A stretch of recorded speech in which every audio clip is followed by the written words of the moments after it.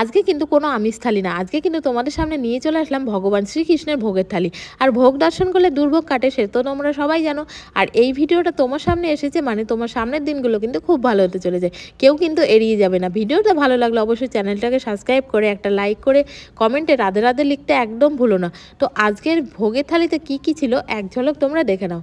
এখানে দেখো লম্বা লম্বা করে মিষ্টি কুমড়ো ভাজা খোসা সমেত, আর ছিল পাঁচমিশালি সবজি দিয়ে, পালং শাক বড়ি দিয়ে, আর ছিল ছোলার ডাল দিয়ে, লাউ দিয়ে ডাল, আর ছিল কিন্তু সোয়াবিন কারি।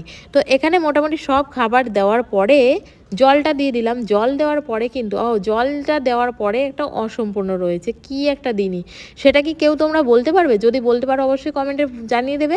তো চলো আমি কিন্তু বলে দিচ্ছি। এখানে একটা জিনিস অসম্পূর্ণ, সেটা হচ্ছে তুলসী পাতা। তুলসী পাতা ছাড়া কিন্তু ভগবান কখনো ভোগ গ্রহণ করে না।